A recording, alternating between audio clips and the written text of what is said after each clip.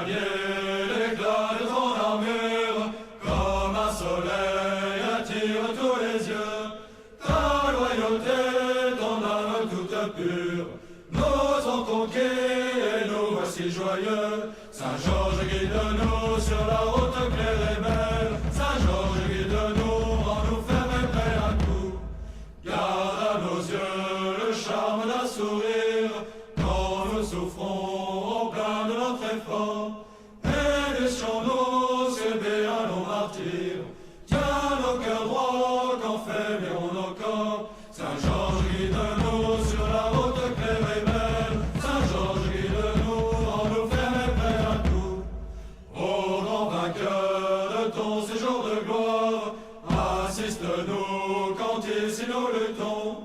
Conduis nos pas aux routes de victoire. Jusqu'à la mort, s'il faut, nous te suivrons. Saint-Georges guide-nous sur la route claire et belle. Saint-Georges guide-nous, rends-nous fermes et prêts à tout. A todos que me escutam, bom dia. Inicia-se aqui o primeiro episódio da série Fogos Solares no YouTube. Como é natural para um primeiro episódio, antes de tudo, de qualquer conversa, de qualquer iniciação de tópico, eu preciso dizer a vocês qual é a essência, o foco e o propósito de todas as séries desses episódios. O Hernani, quando chegou em mim há uns 3 meses atrás, disse que queria algo de teor prático, ou seja, ele sabia que eu gostava de falar sobre história, tradição, religião e outras coisas, tanto no meu canal no YouTube, tanto nas leituras de e-mails que fizemos juntos. Porém, teria que ser agora um tipo de conteúdo que vocês pudessem escutar e praticar no dia seguinte. Teria de ser algo um pouco mais informal, algo próximo de uma conversa. Eu pensei bem e gostei. Eu não teria que fazer grandes estruturações, eu só teria que ligar o microfone, conversar com vocês e dizer tudo o que eu sei, ou tudo o que eu quero dizer. Achei uma ótima ideia e aceitei o pedido. Nos primeiros meses, nos primeiros dias, eu pensei simplesmente em abrir a caixa de e-mail, ler o e-mail de vocês e comentar sobre, o que poderia dar algum tipo de conteúdo interessante. Tendo em vista que eu já pedi para que vocês enviassem alguns e-mails e todos eles foram muito bons. Eu provavelmente vou ler no segundo ou no terceiro episódio. Só que eu parei e pensei, se eu lançar o primeiro episódio e simplesmente disser qualquer coisa que me vem em mente, toda essa série não vai ter propósito algum. Então comecei a pensar mais no que eu faria e mais no que eu faria. Então, o primeiro episódio terá antes uma inteira contextualização do que serão os outros. Os outros talvez eu não estruture tanto, seja algo mais informal, mas o primeiro, esse episódio, vai ser totalmente estruturado, levando em conta toda a formação de todos os homens, desde o mundo antigo até o mundo moderno. Como todos os homens, e quando eu digo homem não é somente o ser humano, o animal racional do sexo masculino. Digo homem como ser da espécie humana. E como eles chegaram até a glória.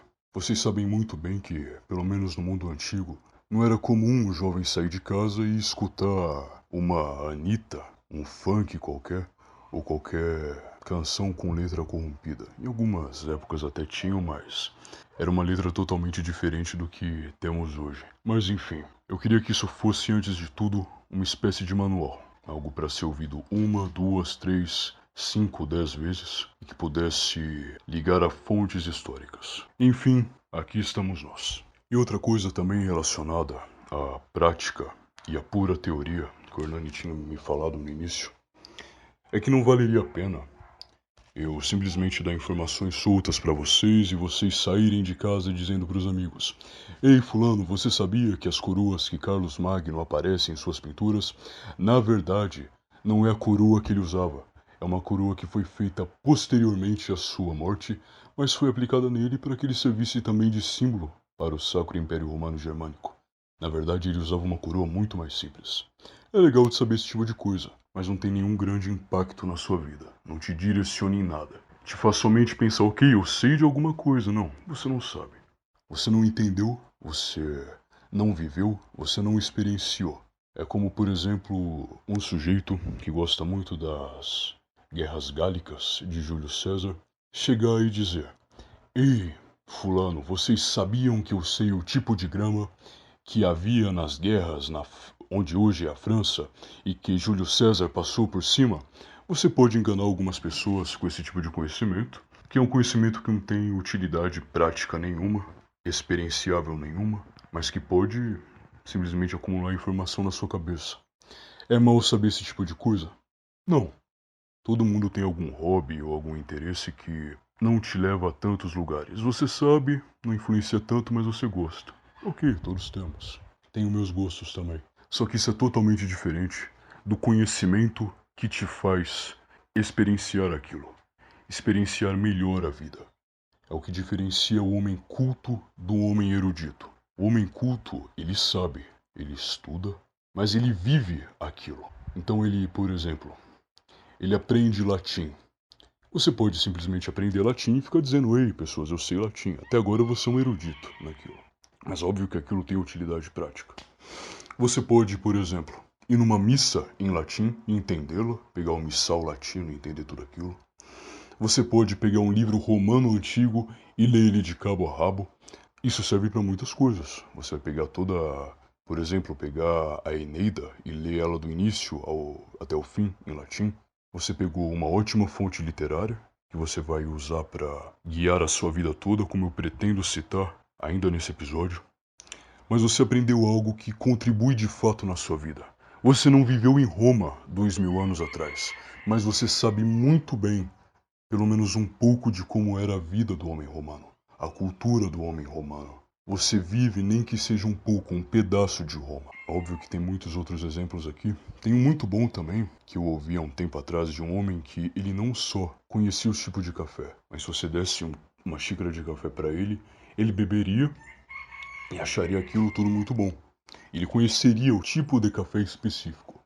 Então ele pararia e diria: ah, tá, esse café aqui foi feito nos Estados Unidos depois da estação de inverno, porque no inverno não dá frutos, e havia chovido muito antes. Ele consegue identificar essas nuances, esses pormenores, uma simples xícara de café. Agora, o homem erudito, o homem do saber e não da prática, ele vai saber o quê?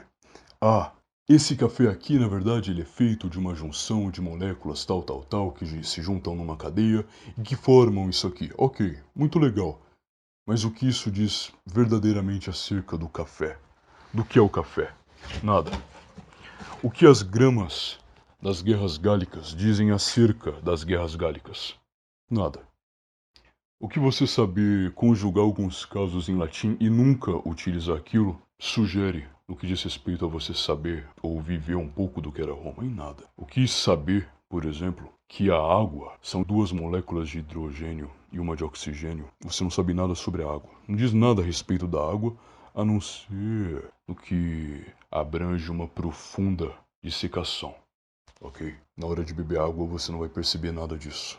Você simplesmente vai beber água e dizer: ok, essa água aqui talvez tenha sido colhida numa fonte na Suíça. Ah não, essa aqui na Noruega. Eu consigo sentir isso. Eu vivi a Suíça, a Noruega e todo o resto. Enfim, o ponto disso é que não vale a pena você saber e não praticar. E se você sabe algo do qual você não pratica, talvez você não se importe tanto assim com o que você esteja aprendendo. Enfim, tendo isso em mente, agora vocês sabem que todos os episódios terão algum tipo de instrução, algo que me ajudou na minha vida e algo que eu creio que possa ajudar vocês.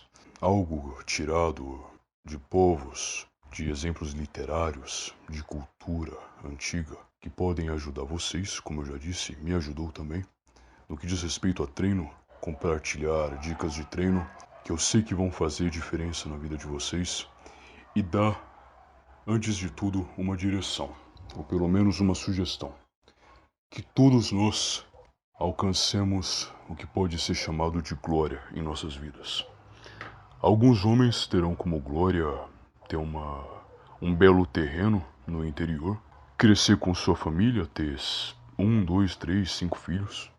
Alguns querem viver sozinho, com total liberdade, com nenhum grande compromisso no que diz respeito à família, mas querem isso. Se é o que você quer, perfeito que seja.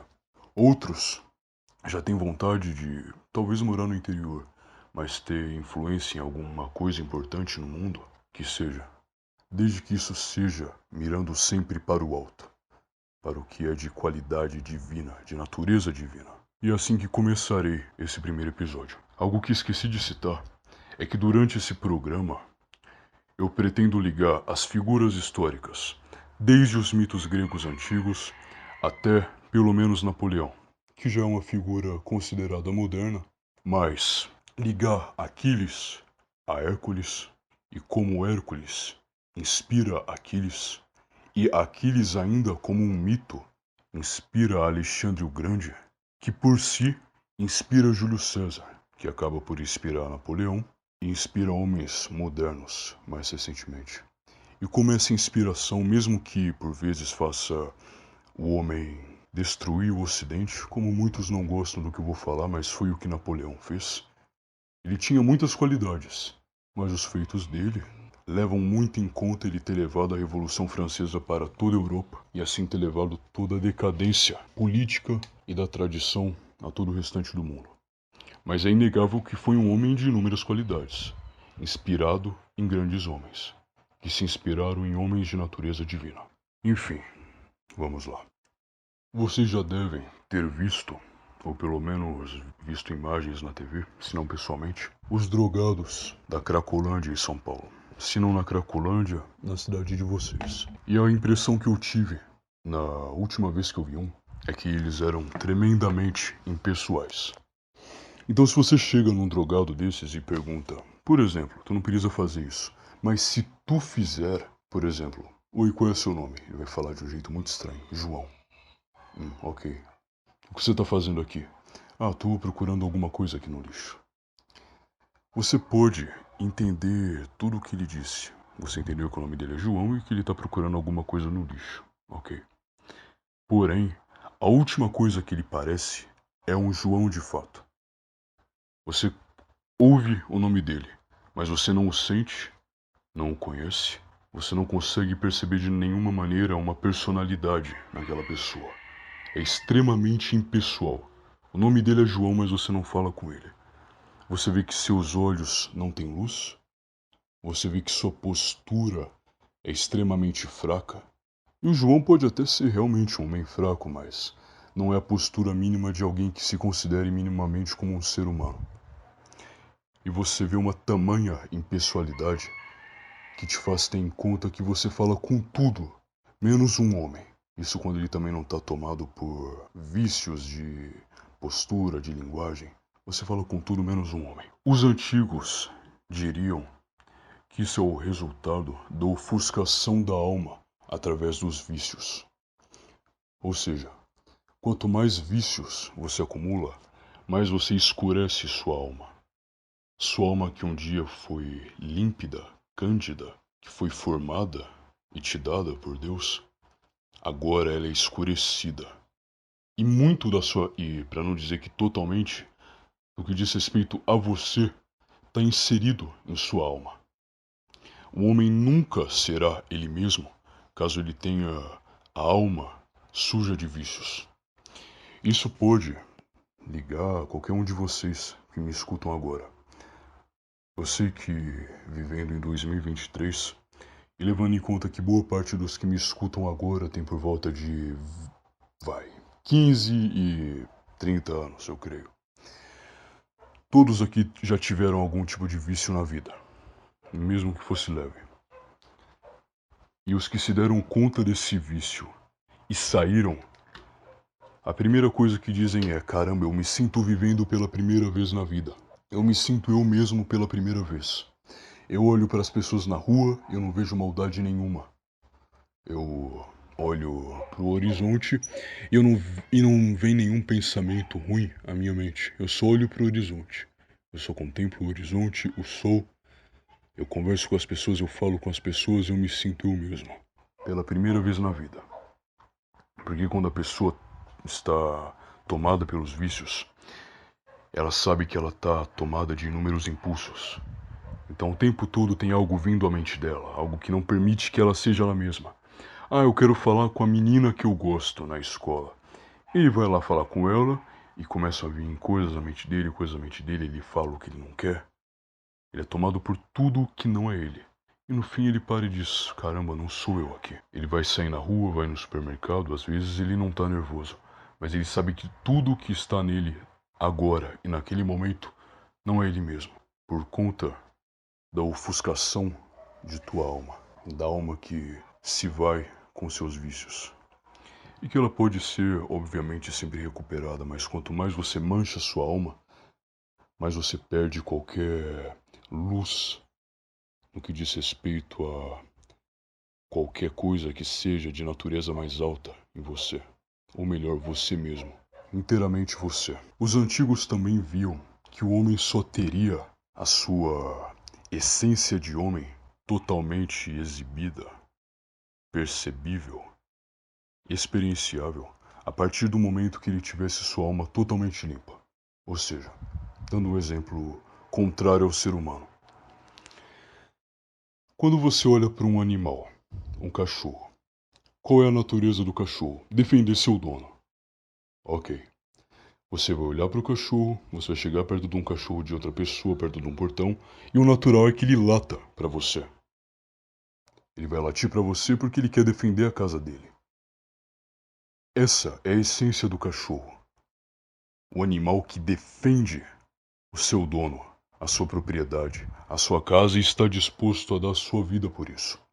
Porque todos os animais, como eles são seres irracionais, eles recebem, como posso dizer, de maneira passiva tudo isso que o homem precisa conquistar de maneira ativa. Ou seja, se o homem precisa limpar sua alma para estar limpa dos vícios e de tudo que é de mal, para ser verdadeiramente homem, porque homem só é homem quando é perfeito. O animal não precisa disso. O animal é animal o tempo todo. Então, como eu já disse, a natureza do homem é ser a imagem e semelhança de Deus. Porém, caso ele não seja um homem aperfeiçoado, ele não é a imagem e semelhança de nada. Ele é somente um potencial de homem. Ele poderia ter sido um belo homem, mas ele não se tornou aquilo. Ele se tornou um ser viciado. E muitos não fazem isso, né? Tu pode encontrar... Na verdade, se você é um homem perfeito, pelo menos na tradição católica, você é um santo. E se você se torna perfeito em vida, tu é um santo. Mas nem todo mundo, para dizer a verdade, hoje 99,5% das pessoas não farão isso. Então, eu não vou entrar a fundo nesse assunto, mas elas vão para o purgatório, vão purificar sua alma até poder entrar no céu, agora totalmente purificadas. Porém, você pode encontrar também coisas semelhantes em outras tradições, mas eu não vou entrar nisso agora. Agora, como eu já disse, um cachorro ele é inteiramente cachorro desde o início. O que o homem precisa ser de maneira ativa, o cachorro é de maneira passiva. O cachorro defende, ele ataca tudo que ataca seu dono. O que é a essência, por exemplo, de um leão, ou pelo menos o comportamento do leão? Ele se mantém sobranceiro, de postura ativa, imponente, e ele não vai te atacar caso você ataque ele. O leão não é igual a um tigre, por exemplo, que você não consegue juntar um tigre em bando. Tigre em bando, ele luta com outro. Tanto que antigamente o tigre era associado ao ferro. Por conta que o ferro era um metal usado para fazer espadas e todas as armas de batalha. O tigre é um animal violento. Se você estiver na frente do tigre, ele não vai gostar de você e ele vai querer te matar. Se você olhar para o leão agora, ele consegue andar em bando. Ou seja, o leão ataca quando você ataca ele. O leão cuida quando precisa cuidar, ele anda em bando. O leão, ele é a síntese de todas as qualidades. É um animal belo, é um animal forte. Não é, por exemplo, só como o tigre, ele é muito violento. Aquela violência pode, como é uma violência perfeita, ele tem a sua beleza. Mas você vê tudo no leão. A beleza que tem, por exemplo, uma gata, um belo gato que você possa pensar, uma fêmea. Ele tem também às vezes a delicadeza de um flamingo, que é rosa, e anda em passos um tanto quanto delicados. Ele também tem a inteligência e tem a imponência física. mas ele é totalmente o que ele deve ser. E no que diz respeito também ao cachorro, lembrei agora, tem um mito grego do cachorro de Ícaro, que ele dá sua vida para salvar o dono. E os cachorros sempre foram vistos dessa maneira.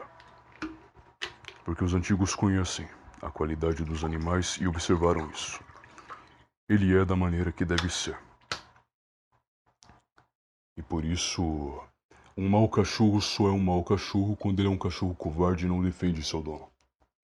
Agora imagina um homem que não defende quem ele deve defender. Ele é simplesmente tão ruim quanto um mau cachorro, entendem? Você desce a um nível ainda pior do que de um animal. Você é um animal ruim, mas você era feito para ser um homem.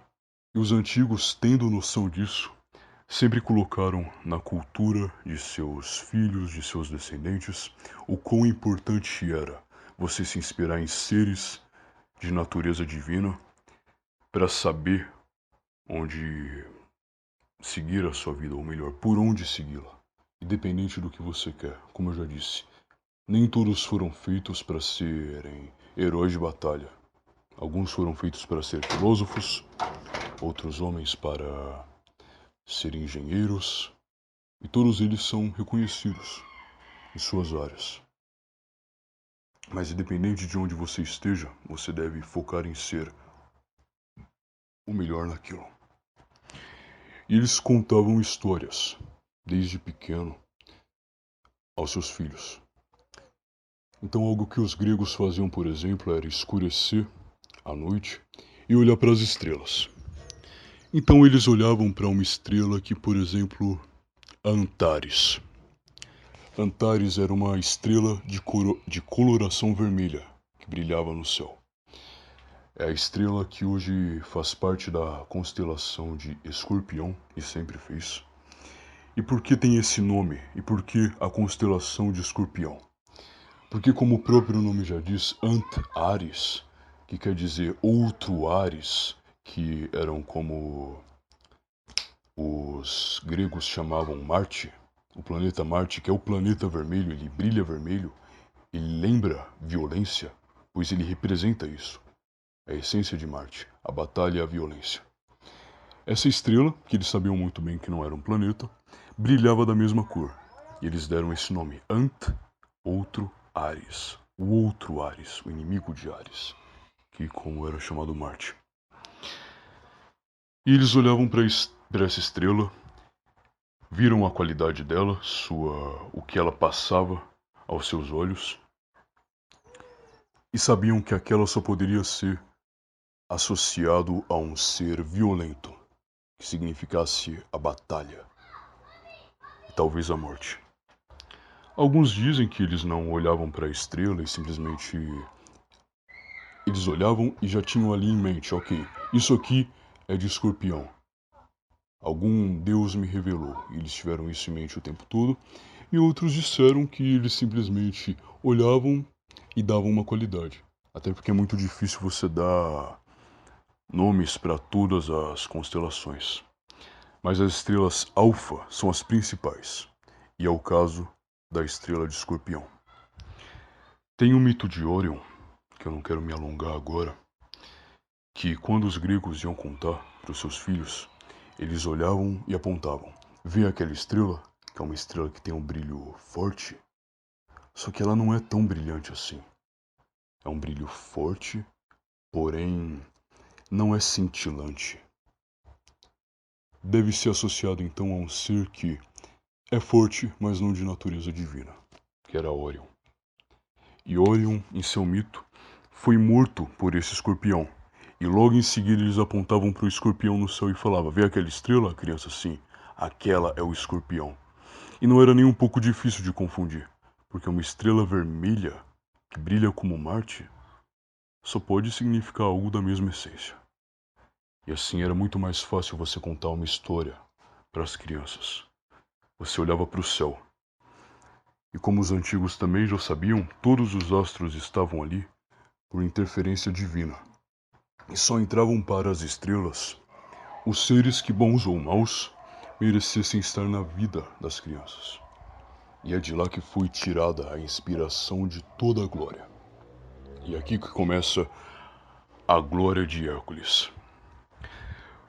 Novamente, os antigos, quando queriam contar a história de Hércules, procuravam a estrela Ras Algetse, Alfa Hércules, que é a estrela alfa de Hércules, como eu já disse. Ela representa bem a testa de Hércules.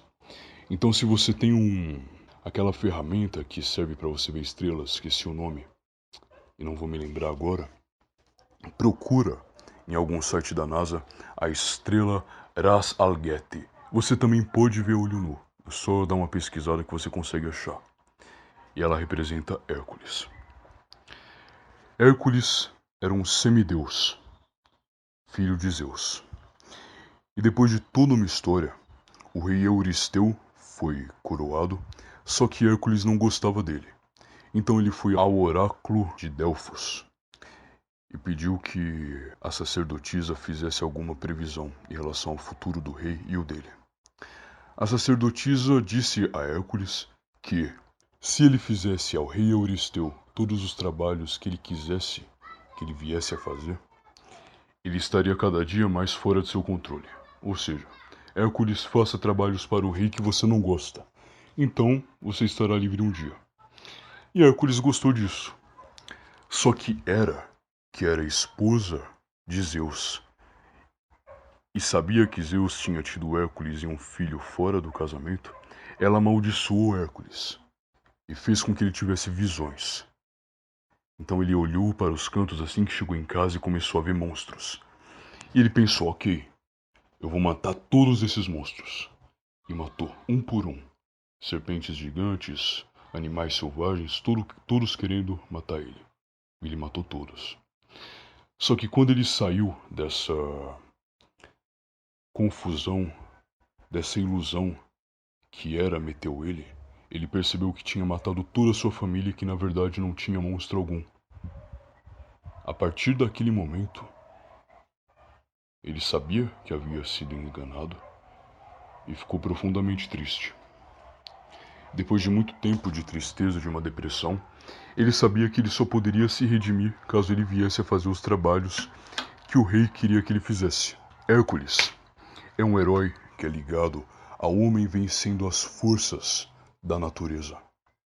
É a primeira purificação, que eu já falei, que o homem deve fazer para ser ele mesmo e ser o que Deus quer que ele seja. Um ser que é como sua imagem e semelhança. Então ele saiu para o seu primeiro trabalho, que ele mandou que Hércules matasse um leão, que era o leão de Nemeia, que comia carne humana e era filho de Tifão. Tifão esse que está ligado a todas as desgraças da Grécia Antiga e todos os seres que vêm dele. Então Hércules dispara uma flecha contra a cabeça do animal e não funciona. Eles batalham, lutam corpo a corpo e Hércules estrangula o leão e mata. Sabe quando você escuta aquele mata-leão? Aquele estrangulamento que você faz com seu cotovelo no pescoço do adversário? Então, é daí que vem a origem desse golpe, dessa técnica de Hércules. Então ele retorna a Micenas e usa o couro do leão, a cabeça do leão como traje. Uma coisa que vocês têm que ter em mente antes é que o rei Euristeu não gostava nem um pouco de Hércules e queria que ele fosse para as batalhas para morrer, porque ele também não gostava de Hércules. Só que o ponto é que Hércules vai conseguir concluir todos esses trabalhos. E no que diz respeito ao leão também, é que é aquela clássica imagem de Hércules com a cabeça do leão, usando como se fosse um capacete, e todo o restante da pele do animal por seu corpo.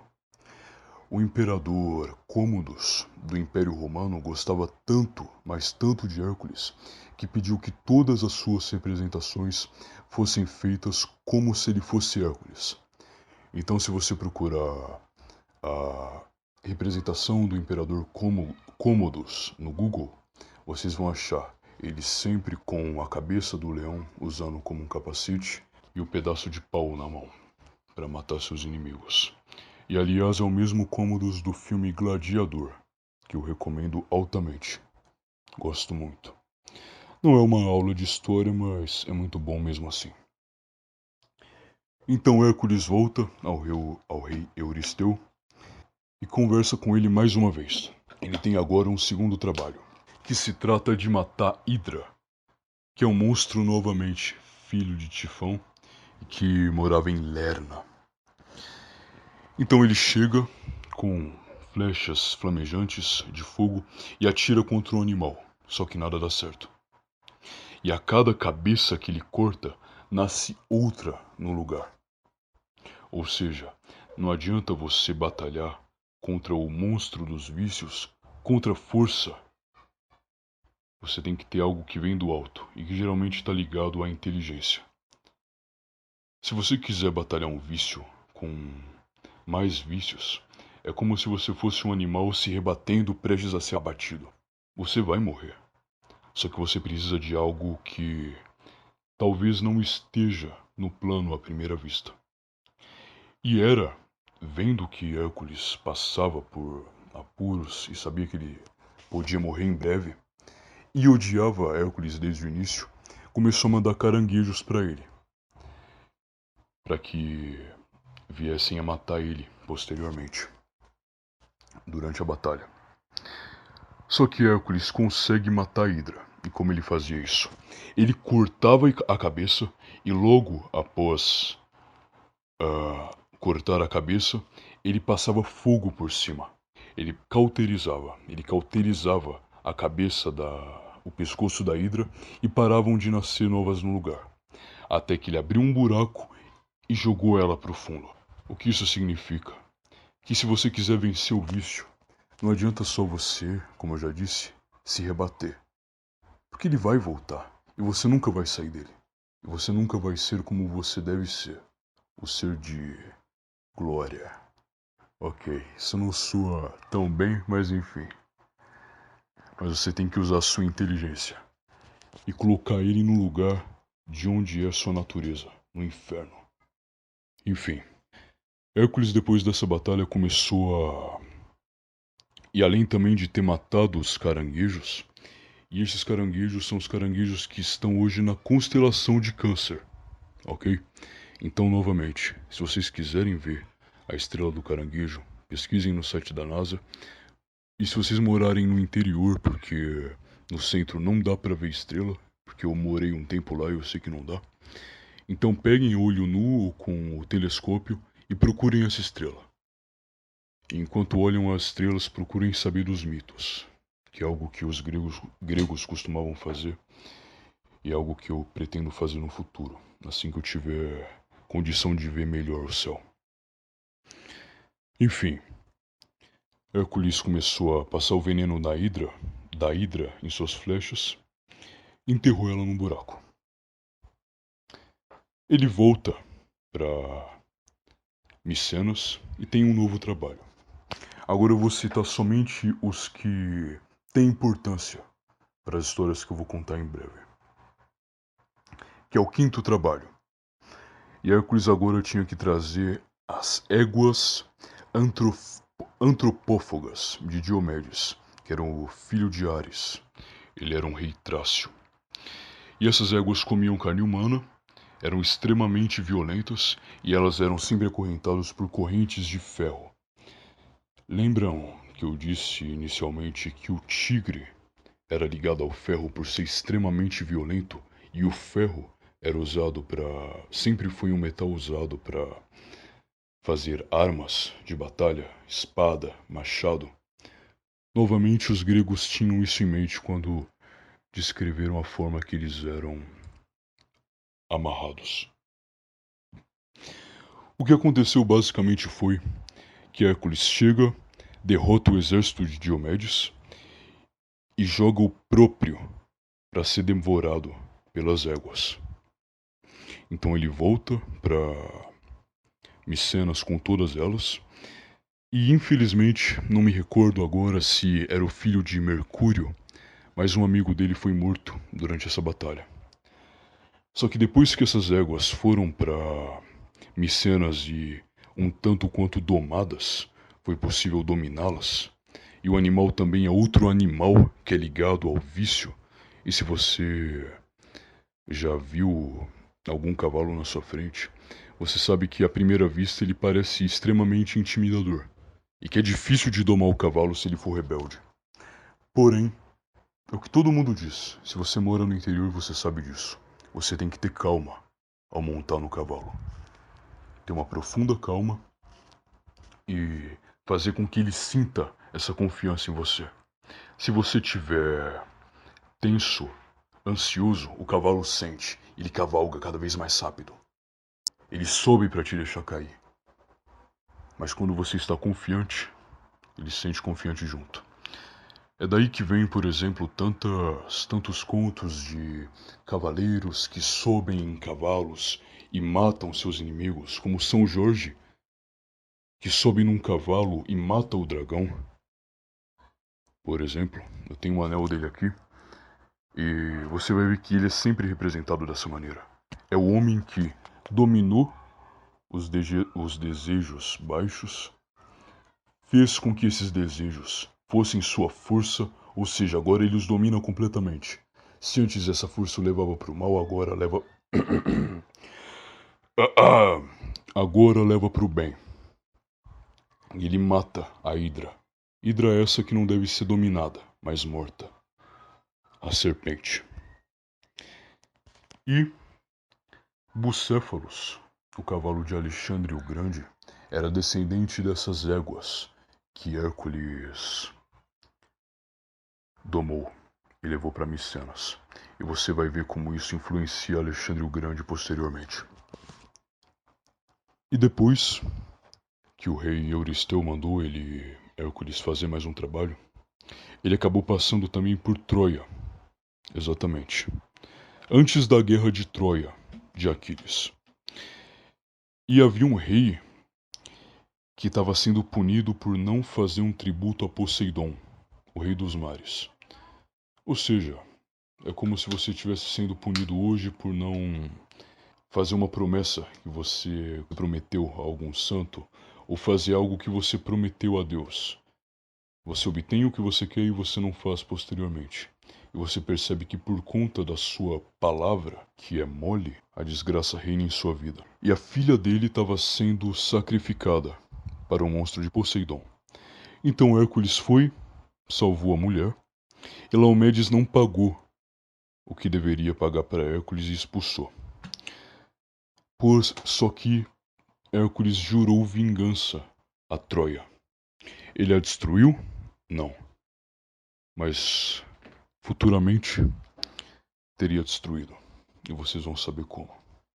Enfim, no último trabalho, que é o 12º, que é o mais curioso de todos, Euristeu para e pensa, ok, eu já dei 11 trabalhos para esse homem e eu queria que ele morresse em todos eles. Ele não morreu em nenhum.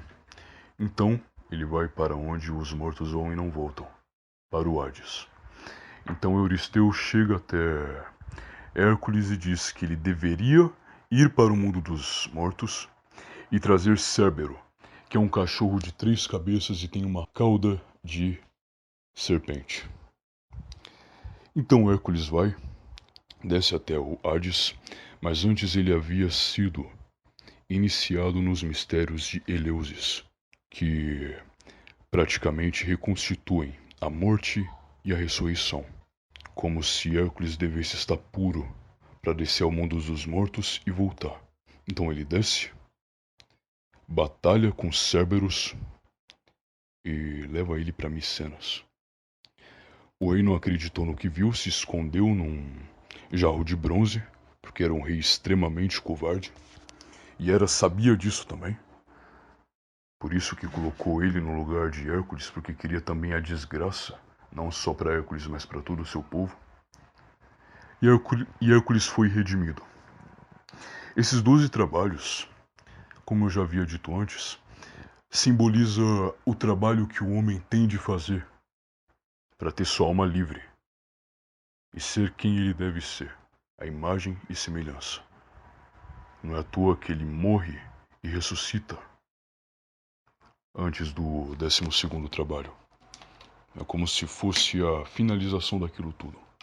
E a partir desse momento ele sabe que ele vai até o Hades e vai voltar para um mundo seguro e habitável. Falemos agora de Aquiles, um dos meus heróis gregos favoritos e de muita gente. E uma coisa interessante acerca dos mitos gregos é que nem todos, ou para falar a verdade, muito poucos deles estão disponíveis em via escrita, mas somente em via oral, o que é o caso de Hércules. É por conta disso que os mitos variam tanto. Então, por exemplo, quando você pega algumas representações de Cerberus, algumas descrevem ele como um cachorro de 3 cabeças, isso é presente em praticamente todas, porém alguns têm a cauda de serpente no sentido de que é só a cauda da serpente, é só não tem uma cabeça ali. Em outras, a cauda tem uma cabeça. Então você não tem uma uniformidade tão grande nos contos.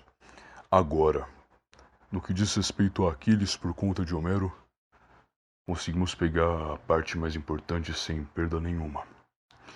Tinha um poema de Hércules, uma epopeia, se eu não me engano, chamava Heracleia, porém foi perdida. No que diz respeito aos aos feitos de Aquiles, não é algo que eu pretendo focar aqui, mas agora em sua formação, que inspirou grandes homens, que pretendo contar em breve e eu sei que alguns já sabem quem é.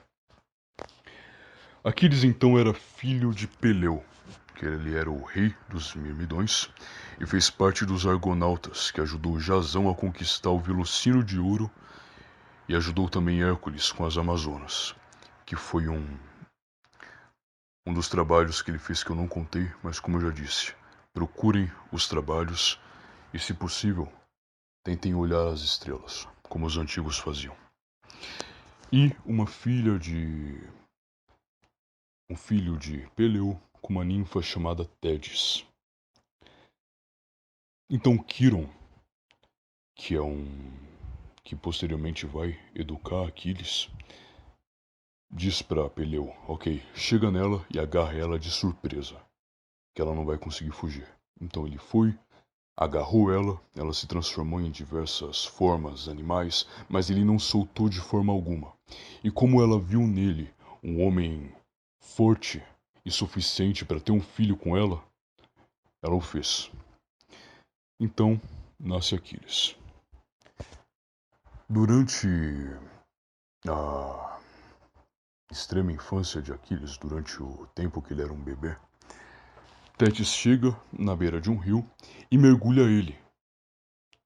E eles já haviam tentado ter diversos filhos, mas agora tinham um novo. E ela chegava e mergulhava Aquiles no rio. Colocava e tirava. Só que Peleu olhou aquilo e achou aquilo sem condição alguma. Ele foi e mandou ela tirar o bebê do rio naquele exato momento. E parou o ritual. Só que esse ritual foi feito para que nenhum ser na natureza viesse a machucar ou matar Aquiles. Se Aquiles viesse a morrer, seria somente de velhice, pois ela sabia por conta de um oráculo que ele era destinado a morrer numa batalha de Troia.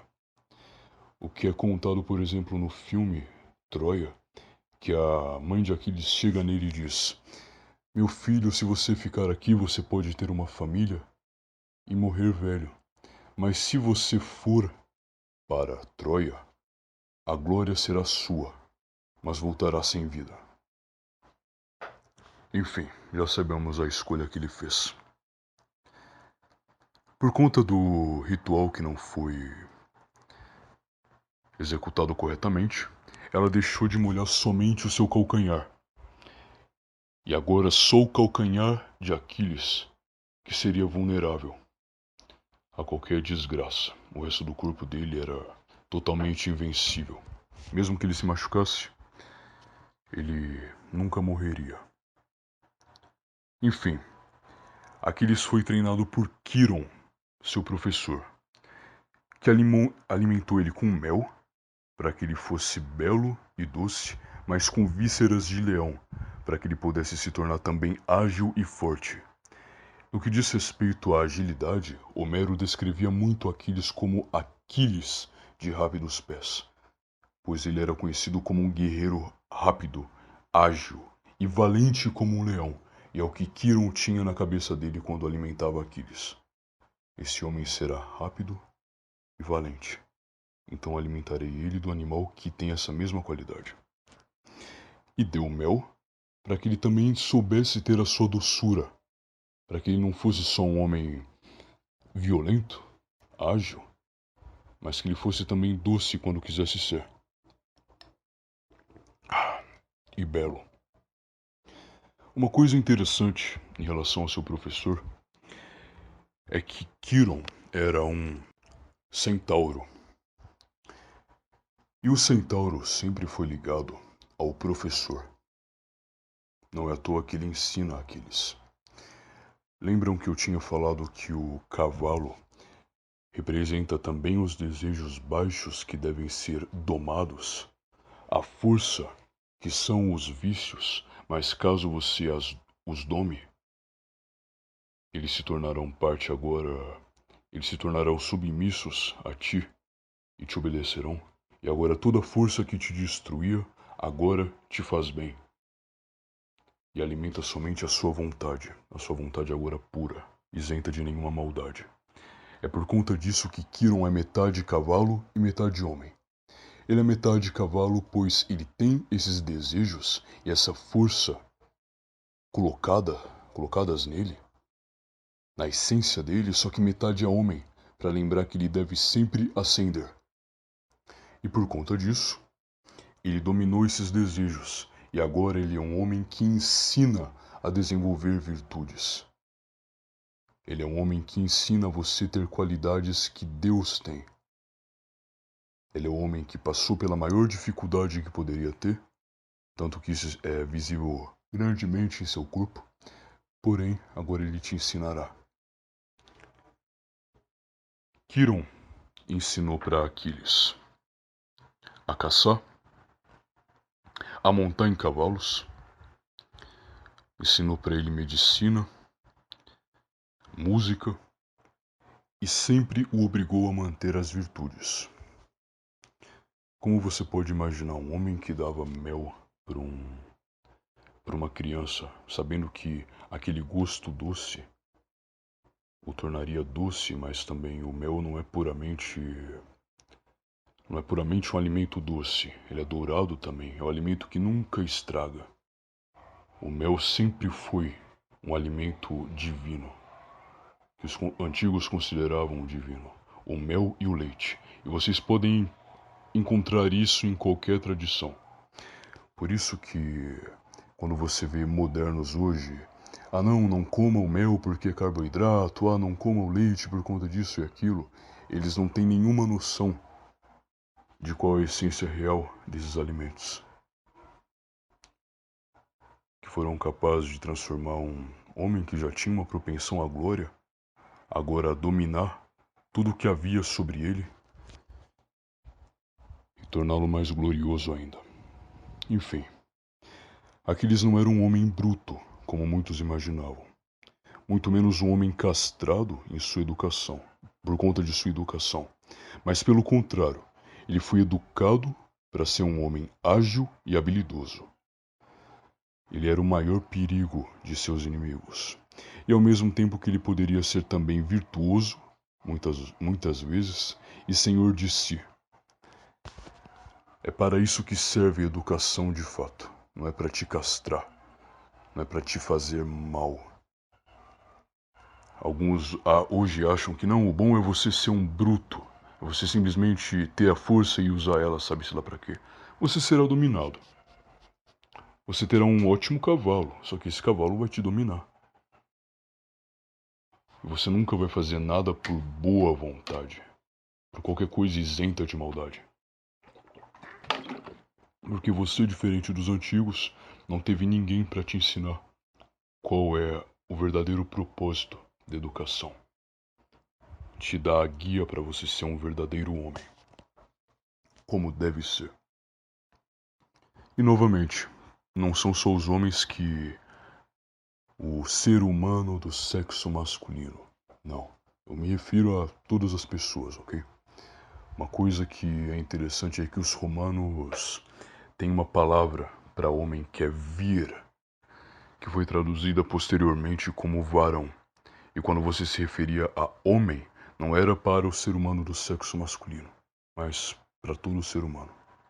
Enfim, Aquiles morreu na guerra de Troia, com uma flecha atirada em seu calcanhar por Paris e que foi guiada por Apolo, que era o deus que protegia Troia, que posteriormente foi derrotada, tal como Hércules prometeu.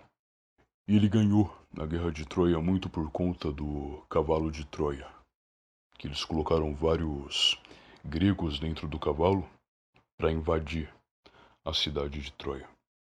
Adentraram as muralhas e fizeram o que deveriam. O que representa também a engenhosidade do povo grego. Eles nunca se gabaram somente de somos fortes e inteligentes e filósofos, não.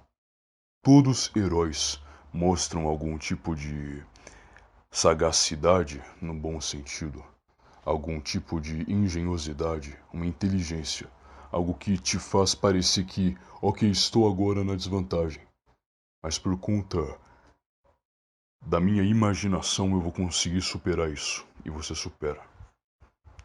Os gregos não eram só homens de carne, mas também de espírito.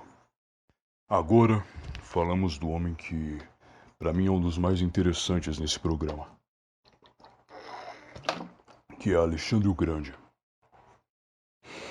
que foi nascido como príncipe da Macedônia no dia 21 de julho de 356 a.C.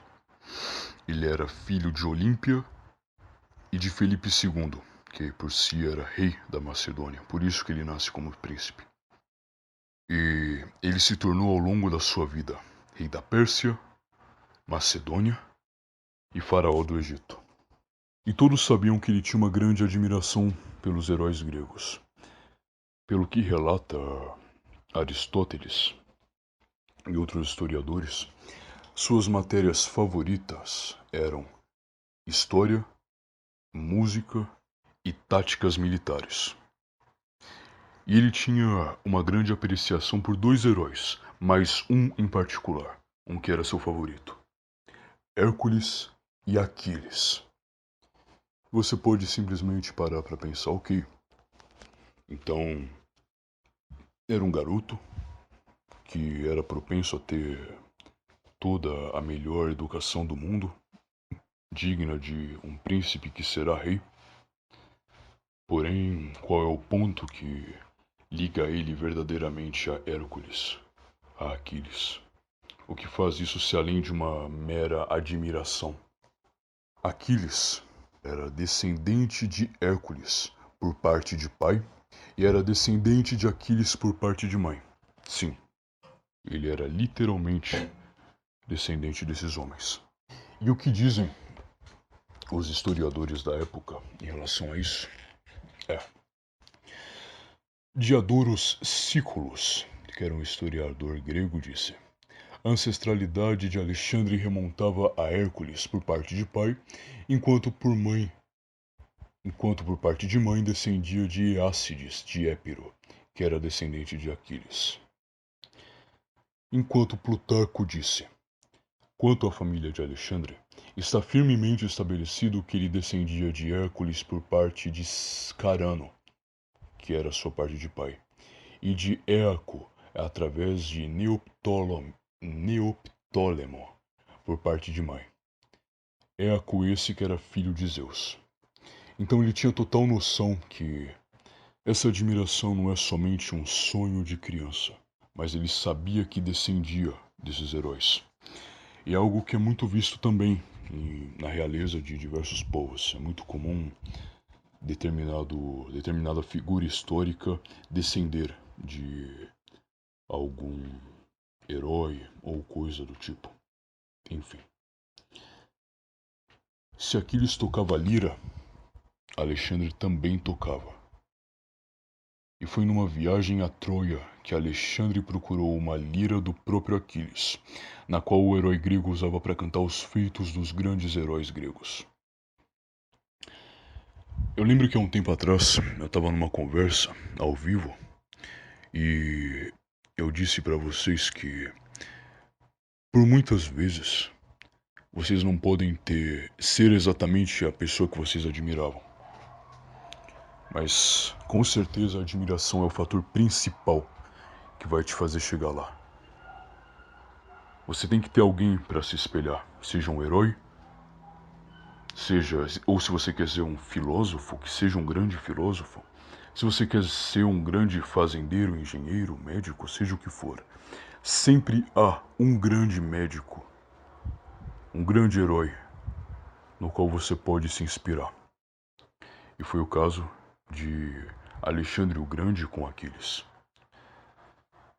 Aquiles não tinha Quirón, é verdade, mas ele tinha Aristóteles, que também era muito bom.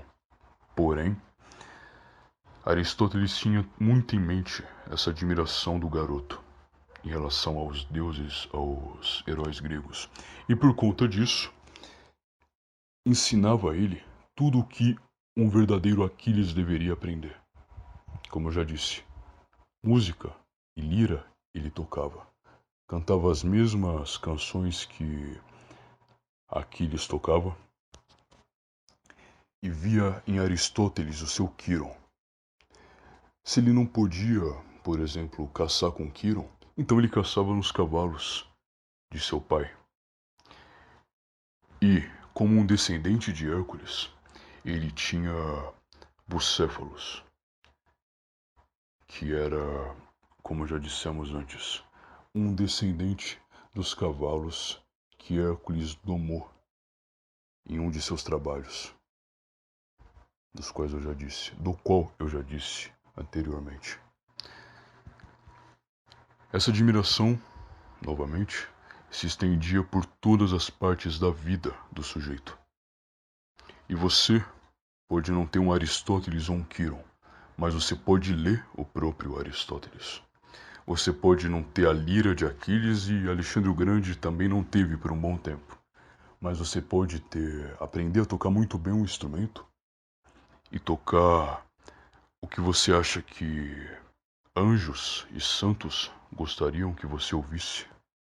Você pode não ser Alexandre o Grande, mas você tem toda a informação do mundo para aprender, como eu já disse, o latim e o grego, e não só falar sobre falar, mas experienciar, que é o que todos estes heróis fizeram até agora, e que farão ainda mais a partir de Alexandre o Grande.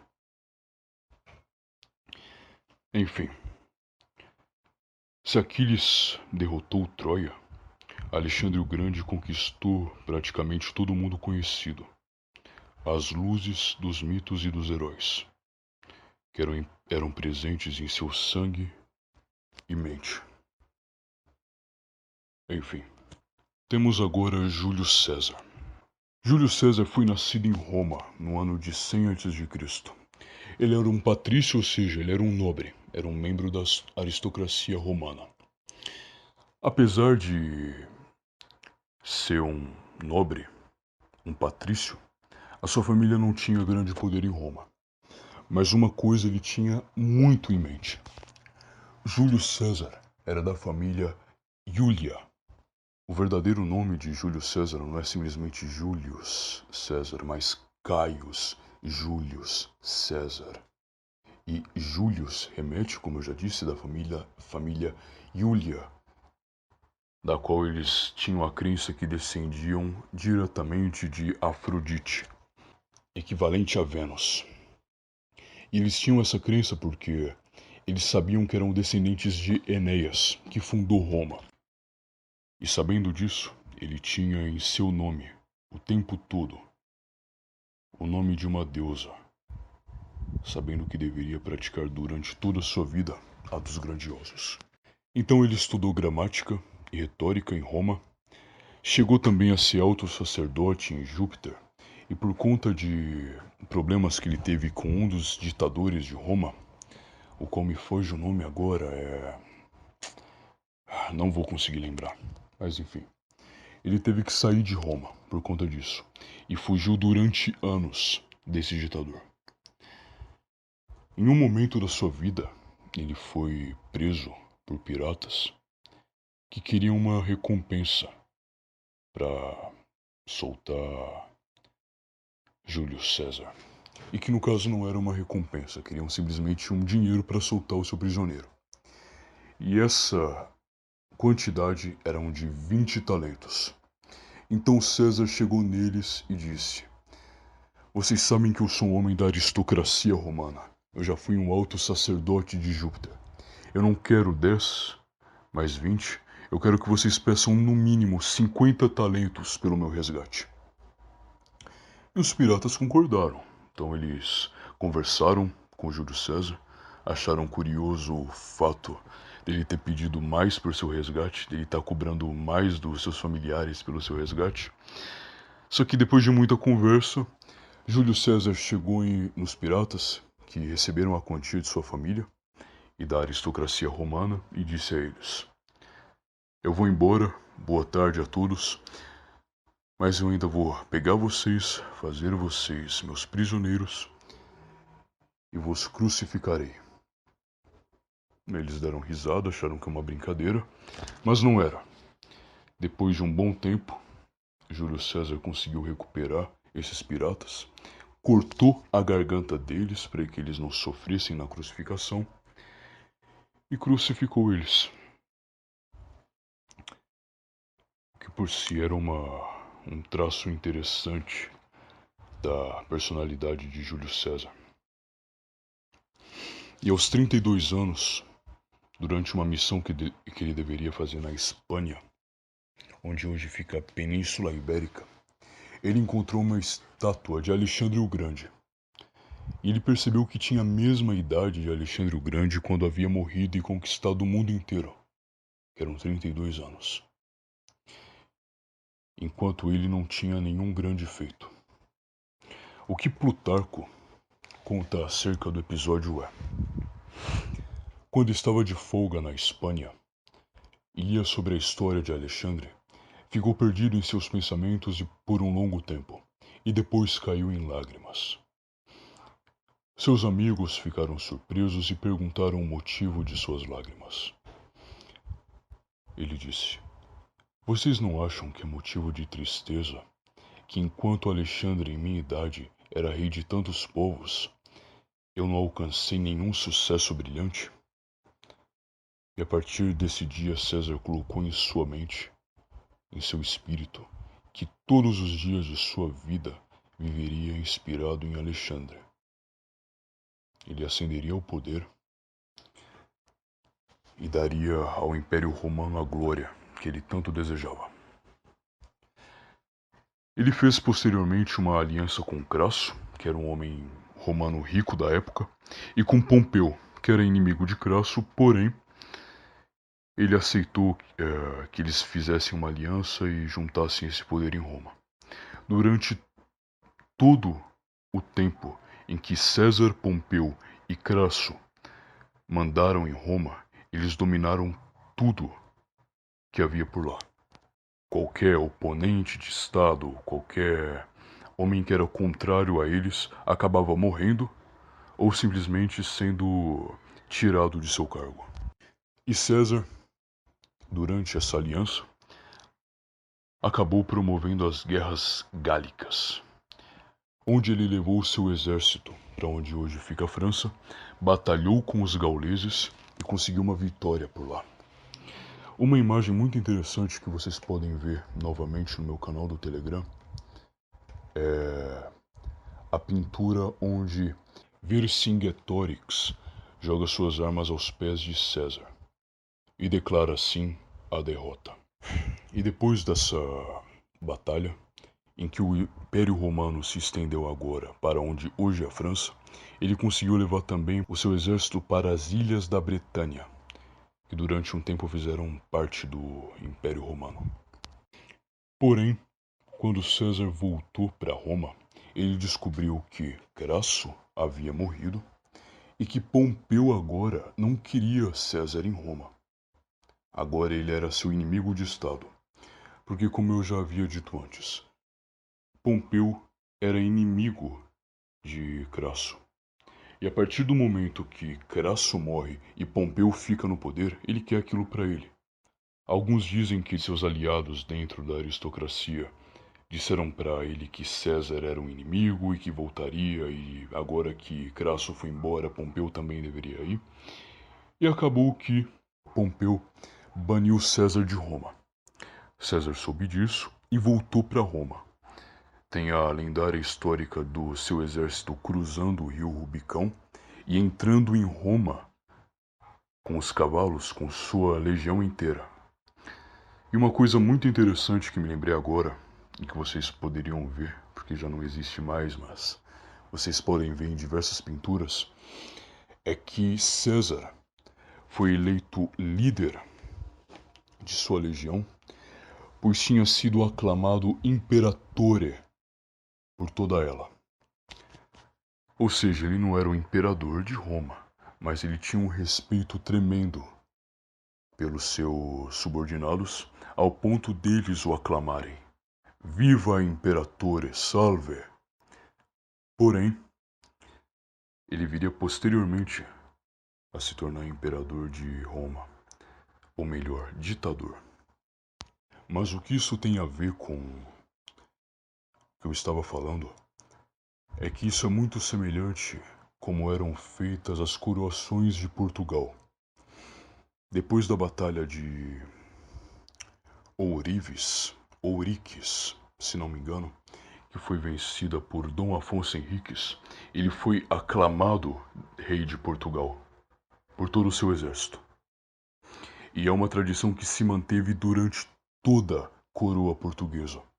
E quando o rei de Portugal era coroado, ele não era somente coroado, mas antes aclamado por todo o seu exército, mostrando que eles eram totalmente submissos ao rei. E também lembrando do ocorrido que deu origem ao reino de Portugal, a Batalha de Ouriques. Enfim, para lembrar que isso tem origem em Roma. Enfim, César cruza o Rubicão e entra em Roma somente com uma legião. Pompeu teve medo disso e achou que César estava trazendo todo o seu batalhão, mas não estava. Era somente uma legião, a maior parte ficou do outro lado do rio. E Pompeu fugiu para o sul da Itália e parando no Egito. César tentou pegar ele fechando as rotas de comunicação, mas não teve jeito. Ele não conseguiu pegar Pompeu de primeira, mas venceu a guerra civil e se tornou o único ditador de Roma. Depois César foi para o Egito e soube que Pompeu havia sido decapitado. Deixaram a cabeça decapitada na frente de César, só que ele chorou muito quando viu a cabeça de seu inimigo e mandou decapitar quem havia decapitado Pompeu. Porque, segundo César, ele não queria matar Pompeu, mas queria uma reconciliação, coisa que ele não conseguiu. Se envolveu também com Cleópatra. Dizem que ele teve um filho com ela, que ele nunca assumiu. Porém, os historiadores da época dizem que ele era muito parecido com Júlio César, porque ele era alto, tinha o mesmo rosto do pai e os mesmos olhos castanhos. E outra coisa interessante acerca do Júlio César é que as moedas que você tem o rosto de reis, rainhas, imperadores, figuras históricas, tiveram origem com César, pelo menos no Império Romano. Antes não era costume haver o rosto do imperador cravado na moeda, coisa que você acha no Sacro Império Romano Germânico e nos impérios posteriores. Isso se inicia com César. Então, quando você olhar para aquela moeda de 10 centavos, que você acha o Dom Pedro I... Perdão a minha voz falha, para quem diz que eu uso modulador de voz. Sinto muito. Preciso tomar água para manter o modulador funcionando bem. Mas enfim. Quando você vê aquela moeda de 10 centavos, onde você tem o imperador Dom Pedro I, você pode ver ali uma influência direta de César na sua vida. Enfim, ele foi sim posteriormente morto por opositores. Ele dava muito cargo para opositores porque ele lembrava na época que ele era sumo sacerdote de Júpiter, mas teve que fugir de Roma por conta das perseguições que ele sofria do ditador da época, que se chamava Sula, agora me lembrei. Então ele deu cargos para parentes, que inclusive Brutus, que matou César, era filho dele, se eu não me engano. Mas tudo isso para manter a sua mente livre do fardo de se assemelhar minimamente a Sula.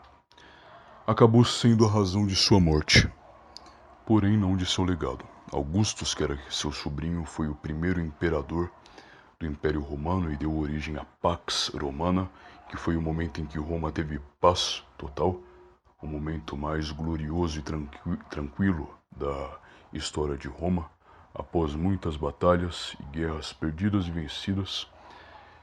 Com o sobrinho de César, eles se encontravam pela primeira vez em paz total.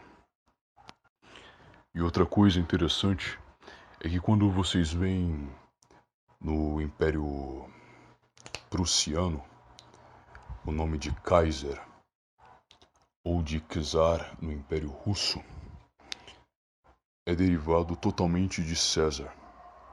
Czar, César. Kaiser, César. E algumas pronúncias de latim pronunciam Caius Iulius Caesar quando falam seu nome, ou seja, Júlio César, que no meio de sua vida se inspirou grandemente em Alexandre o Grande, vira o sinônimo de imperador, de rei de um grande império. Mais uma vez, o poder da grande inspiração. Muito bem, agora, depois de uma hora falando de grandes figuras históricas, falaremos de Napoleão, que é uma figura que, apesar de ter levado a Revolução Francesa pelo resto do mundo, ele tinha invejáveis habilidades. E disse ele, no fim da sua vida, que de certa maneira se redimiu. Ou melhor, se redimiu é uma palavra muito pesada. Não foi como Hércules, mas se arrependeu do que havia feito. Napoleão nasceu na Córcega, na França, que durante um bom tempo foi de onde hoje é a Itália. Ou melhor, do domínio de onde hoje é a Itália.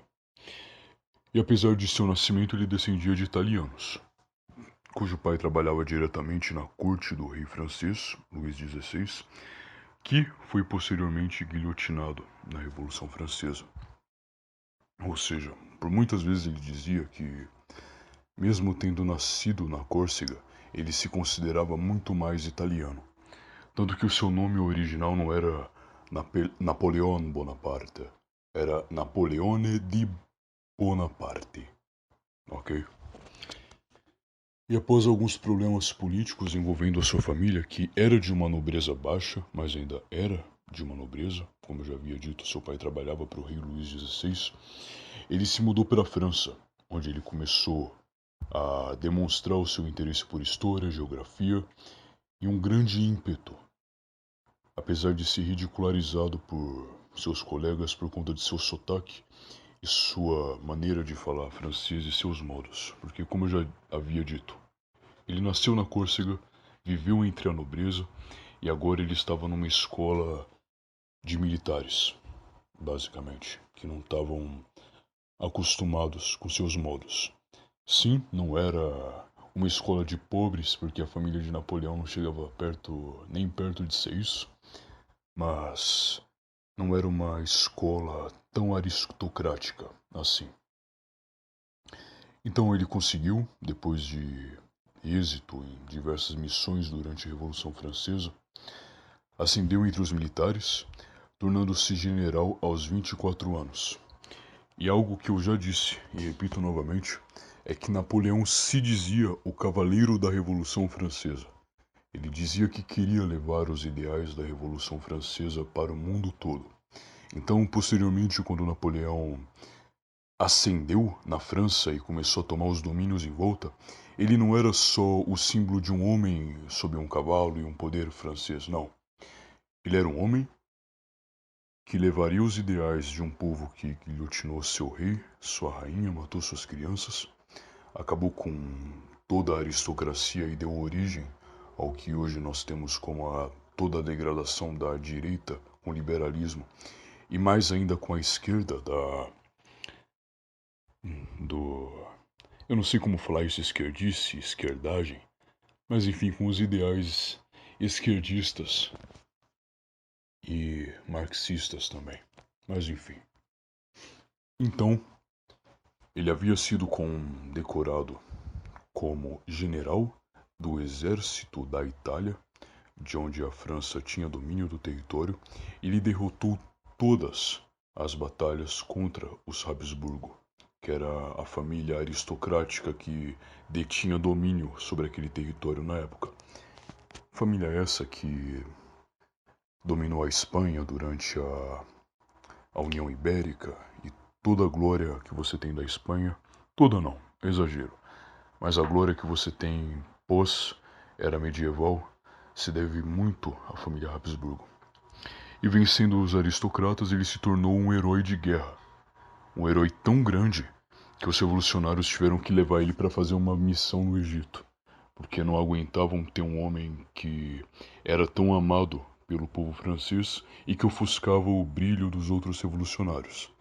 E ele, como general, queriam mantê-lo no posto de general e mandaram ele para longe, numa batalha contra a Inglaterra, do qual ele tinha o propósito de fechar as rotas marítimas até a Índia, onde boa parte da riqueza dos ingleses vinham e assim enfraquecer o comércio de seu maior rival. Que todos sabem, a Inglaterra e a França são inimigas desde sua origem. Eu queria falar mais sobre esse ocorrido no futuro, porque tem muita coisa interessante que dá para tirar daí. Eu nunca vi ninguém tratar sobre isso em português, pelo menos no YouTube, e nem muito escrito também. Talvez é algo que eu possa fazer posteriormente, mas enfim. Foi durante esse tempo que Napoleão descobriu muitos artefatos históricos perdidos no Egito, mandou muita coisa para a França, ou seja, muita coisa das expedições de Napoleão no Egito foram encontradas durante essa expedição e que você pode achar hoje no Museu do Louvre. Você pode fazer um tour online lá caso você queira. Enfim, Napoleão se tornou o homem que levou a França até o Egito, com êxito em muitas batalhas. E uma coisa que me lembrei agora, e que eu vou interromper um pouco para contar, é que Napoleão tinha uma esposa que tinha uma natureza muito semelhante à sua. Eu vou dizer o porquê que eu lembrei disso agora. Enfim, a sua esposa se chamava Josefina e ela havia nascido na América. Eu não me lembro agora em qual ilha ela nasceu na América, mas foi uma ilha na América Central que era dominada pelos franceses, próxima ao Haiti. E a família dela também era de uma baixa nobreza, porém estava pobre, ou melhor, havia decaído economicamente naquela ilha há muito tempo. Não era pobre, mas não era nada perto do que havia sido um dia, porque eles tinham contato íntimo com a parte militar do reino, os guardas do rei, etc. E acaba que uma tia dela se envolveu com um nobre francês. Daí esse nobre francês tinha um filho e ela disse para esse nobre: olha, eu tenho duas sobrinhas. Será que o seu filho não quer se casar com uma delas? Ele foi, pegou o filho e mostrou foto das duas meninas. Uma era a irmã mais nova de Josefina e outra era a Josefina. Ele escolheu a irmã mais nova porque a Josefina ela era gorda e ele sabia que eles teriam uns modos de caipira, uns trejeitos, sotaque de caipira que ele não queria lidar. Então ele pegou a irmã que era mais nova e provavelmente, como pelo fato dela ser mais nova, conseguiria diluir esses trejeitos dela e incluir ela na corte mais facilmente. Porém, a irmã de Josefina morreu. Faleceu antes de ser enviada até a França. E ela levou, a tia da Josefina levou ela para a França no lugar da menina que havia falecido. Tudo isso para colocar a família de volta no poder. Ela queria arranjar casamentos para reerguer a família, que um dia havia sido importante, mas deixou de ser.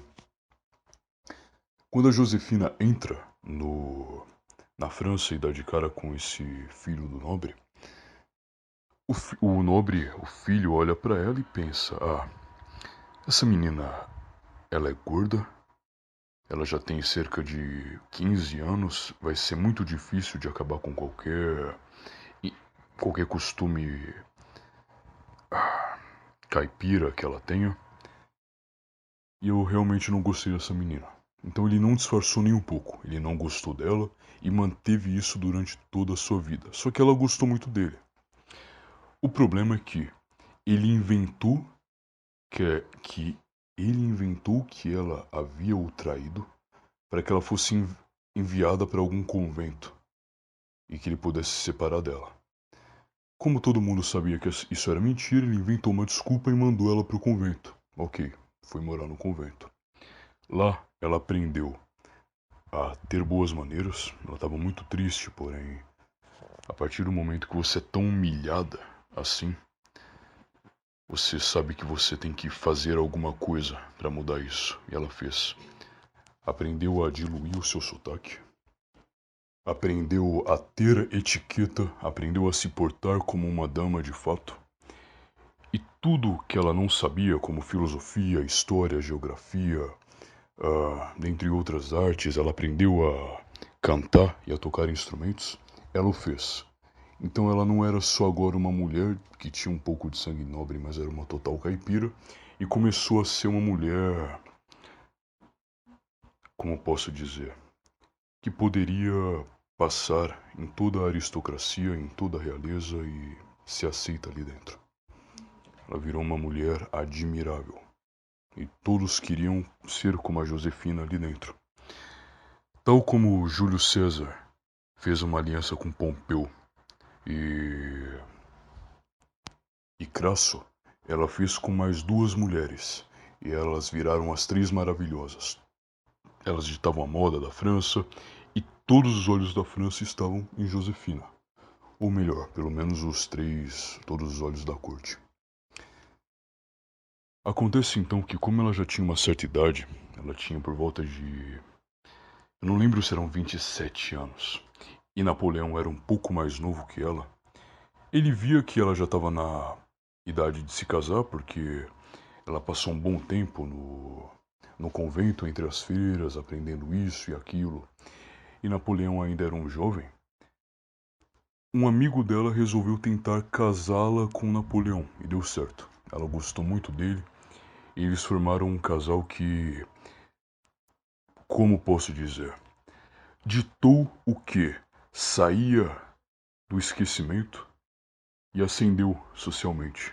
Eles eram um retrato também da ascensão social, não dos burgueses, não dos camponeses, mas dos nobres na corte. E por que eu contei a história dela? Por dois motivos. Porque ele tinha uma esposa com uma história semelhante à sua em seu contexto, saiu de uma total humilhação e de um esquecimento até se tornar um ícone dentro de seu país, mas também porque durante suas expedições no Egito, Napoleão teve suas cartas de teor sexual pegas pelos ingleses. Ridicularizaram isso e aquilo, mas enfim, ele conseguiu superá-los, pelo menos durante um tempo. Ocorreu um golpe de estado, Napoleão se tornou cônsul da República, ele liderou uma expedição militar no Egito, como eu já havia dito, e acaba que, como os outros povos tinham muito medo dele e queriam tirá-lo dali, ele instituiu o Império Francês novamente. que havia derrubado um rei, que foi Luís XVI, decapitaram ele, colocaram Robespierre no poder, um revolucionário maluco, mataram o próprio Robespierre para voltar novamente a ter um imperador.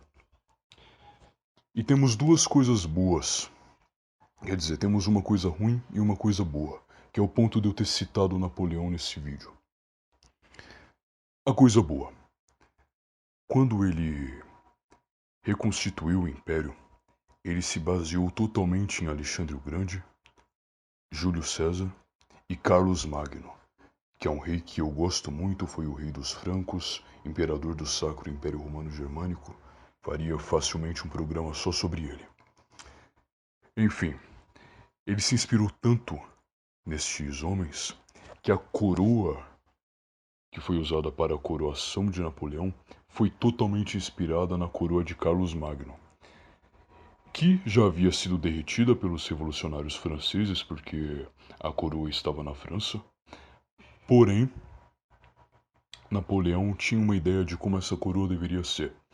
Falou com seus ourives, que eram os homens que fabricavam as joias da realeza, as coroas, etc., as joias de estado, e eles fizeram uma coroa idêntica, ou pelo menos até onde eles podiam reconstituir, de Carlos Magno. Ou seja, era uma coroa com o rosto de Augustus, com o rosto também de Jesus em uma parte. E vocês podem achar ela caso procurem no Google. Podem procurar algo como Napoleon's Coronation Crown, que vocês vão achar. Enfim, em toda a estética, Napoleão tentou resumir a glória do que tinha sido o Império da França. Ele colocou todas as suas vontades na Revolução. Então, o que foi a Revolução Francesa? Foi um ataque contra a tradição, foi a morte da tradição na Europa, porém também serviu para fazer as vontades de Napoleão, que mesmo em uma revolução conseguiu erguer um império. Colocaram uma coroa na cabeça de um homem em um momento da história em que queriam matar todos os reis. Ele impôs sua vontade contra os revolucionários. Apesar de ele ser em muitos aspectos um revolucionário. Isso aí é inegável. E a parte ruim, que pode se tornar um símbolo por conta do ocorrido, em que era muito comum, antes da Revolução Francesa, e sempre foi assim na verdade, que a coroação de todos os reis tivessem o Papa ali. Então, se vocês procurarem a coroação de Carlos Magno, podem pesquisar isso no Google que vocês vão achar inúmeras pinturas sobre o caso. É sempre uma foto do Papa Leão X ou XIII, admito que não me vem à mente agora, mas era o Papa Leão coroando Carlos Magno. E ele de joelhos sobre o Papa, recebendo sua coroa. E que sempre era dito que o sacerdote deveria coroar o rei. Eu não vou entrar na hierarquia dos dois, e alguns sabem muito bem o porquê disso, mas creio que todos concordam que todos os escritores, desde os tradicionalistas até os historiadores que têm em sua vontade de manter a tradição, que o sacerdote deveria coroar o rei. E durante toda a história medieval foi feita dessa maneira. Porém, Napoleão tirou a coroa do Papa de suas mãos, exibiu a coroa para todos que assistiam à coroação e o próprio Napoleão colocou a coroa na sua cabeça. Ele tinha duas coroas, uma réplica de Carlos Magno e uma réplica dos louros que Júlio César usava, que Augustus também usou.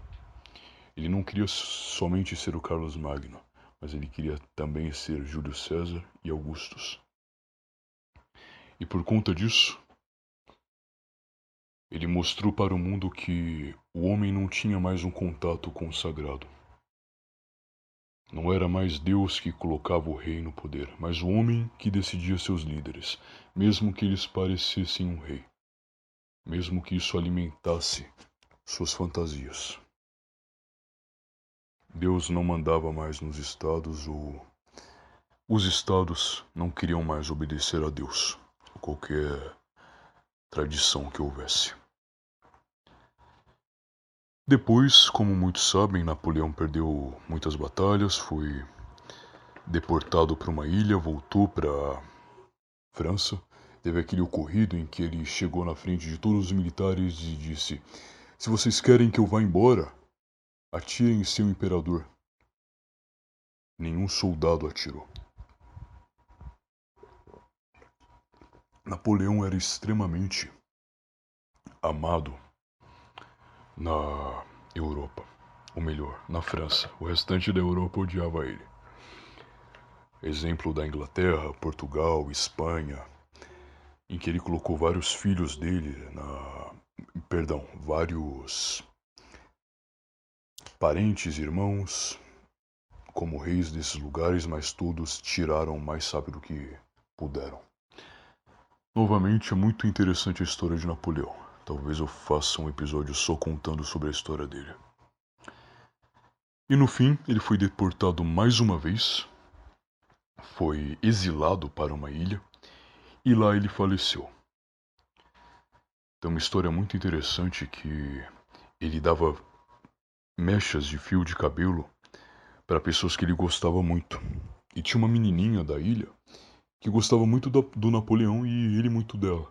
Então ele pegava a mecha de cabelo e dava para a criança. Então anos depois, essa criança manteve o cabelo consigo, soube da importância de Napoleão e ela guardou consigo a mecha de cabelo. Eu creio que hoje a peça está no museu. Eu admito que eu não sei como vocês podem achar isso no Google. Mas se vocês gostarem de saber mais sobre, vão no Telegram do Fogo Solares, @Fogo Solares. Entrem no canal e depois no grupo que a gente pode procurar tudo por ali. Isso se eu já não tiver achado logo após a gravação. Enfim, Napoleão morre numa ilha exilado. Mas antes da morte dele, ele diz: "Eu conheci muitos homens e sei que Jesus não era um deles." Como eu já disse, eu contei essa história porque, mesmo na degradação, o homem procura os seres de origem divina e que foram inspirados por outros seres de origem divina para conseguir a glória. Mesmo que ele queira degradar, ou que não tenha muita noção disso, ele olhou para os grandiosos e se inspirou neles para fazer toda a sua glória. A inspiração divina estará sempre entre nós, e quando isso acaba, ou pelo menos quando os homens param de olhar para o que é de origem divina, os jovens de hoje, por exemplo, se inspiram nos piores seres humanos que podem se inspirar na escória da sociedade. Quando você pega, por exemplo, um jovem que a maior glória dele pode ser como um atirador de escola, porque é aquilo que é um herói. O herói dele, na verdade, é Che Guevara. O herói dele é o homem que entrou num shopping e atirou contra todos. Não é isso o herói? Ele não matou todos os capitalistas? Entende? Quando o homem vê com a falta da presença da virtude heróica, do homem que vem do alto e mostra toda a sua glória para o mundo, impõe ao mundo sua vontade, na falta disso você se inspira nos seres humanos mais débeis que houveram na história. E é por isso, meus caros ouvintes do Fogo Solares, ou melhor, do programa Solares no Telegram, que fiz este episódio. Porque de nada adiantaria fazer qualquer coisa que fosse, caso não houvesse inspiração nos maiores homens da história e nos homens que tiraram toda a sua inspiração do que é de origem divina.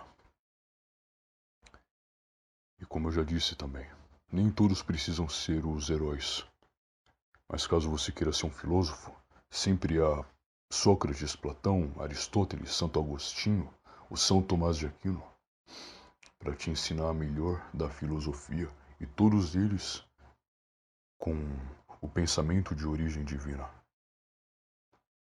Em todo o trabalho que você imaginar, todos, por exemplo, na era medieval, eram dedicados somente a Deus. E as ordens de ofício eram sempre feitas com esse foco. Por isso que é muito comum que você veja produções antigas de, por exemplo, artesanato, móveis, que não tinham o nome de quem o fez, como você tem hoje. Ah, esse móvel foi feito pelo fulano de tal. Não. Era um móvel que era dedicado a São Miguel. Exemplo.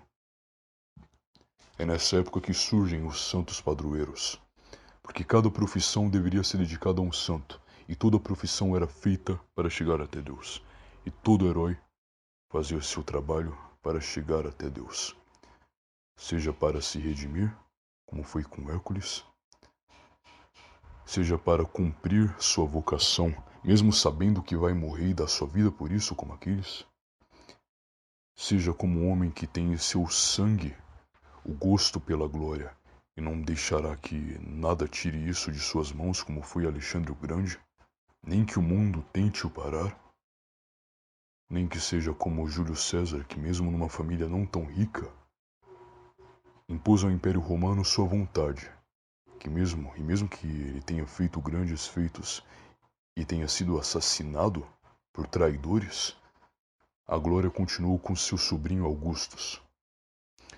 E mesmo que você queira ser um revolucionário, mas mirando na glória, você pode conseguir certos feitos. E alguns feitos podem te gerar arrependimento. Mas mesmo que esteja numa fantasia, você olhará para eles e tentará capturá-los em sua essência. Como eu disse, alguns feitos podem te arrepender no futuro e fazer muitos se perderem. Mas vão lembrar nem que seja minimamente a glória dos antigos. E é por isso, caríssimos jovens, que não devem olhar nos seres humanos mais pífios, os mais débeis, fracos, desvirtuados, viciados, para buscar inspiração, mas sim nos de origem divina. A todos que agora me escutam, uma belíssima noite. Nos vemos no próximo episódio.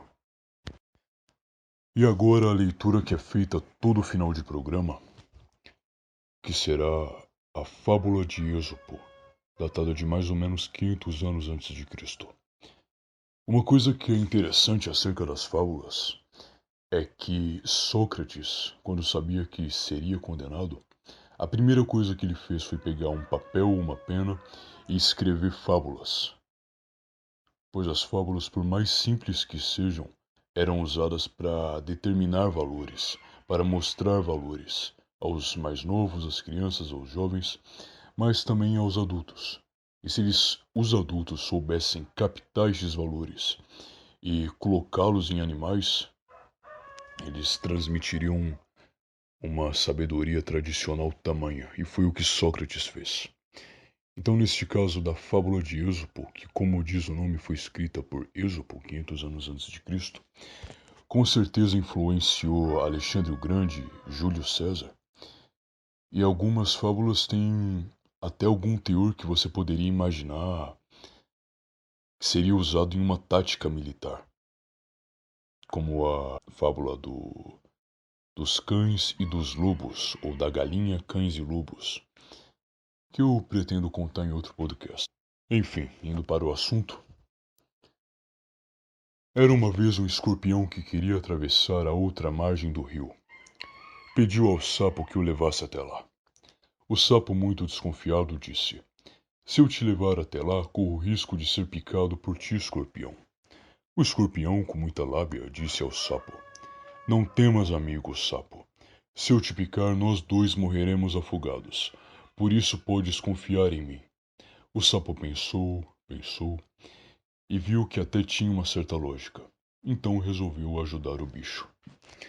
Porém, no meio da travessia, o escorpião picou o sapo que, agonizante e sem acreditar, virou-se e disse: Escorpião, tu me prometeste que não me picaria.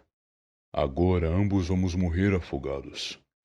O escorpião, com olhos incandescentes, ainda teve tempo de dizer: Desculpa, sapo, mas esta é a minha natureza.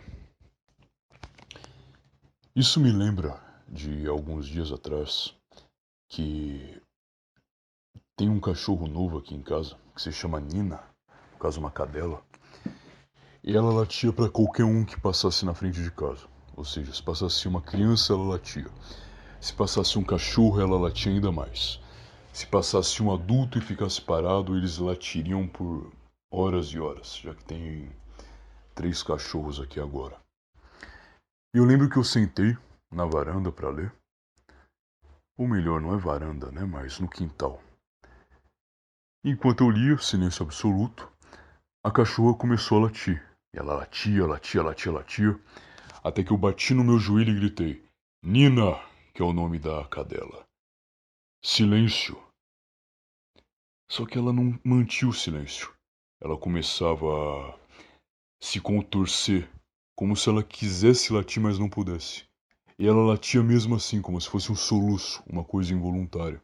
Então eu batia na mesa e ela chorava, fazia aquele som de tristeza, de arrependimento que o cachorro faz. Só que continuava latindo, como se fosse um soluço, como se ela não conseguisse controlar aquilo. Até que eu parei e entendi, se eu continuar batendo, ela só vai sofrer mais. O cachorro foi feito para latir. O cão foi feito para defender seu dono, não para manter o silêncio total. Algumas raças mantêm mais o silêncio, mas nenhum cachorro, com exceção de algumas raças que foram feitas realmente para ser um cachorro de bolsa. Mas em grande maioria eles defendem.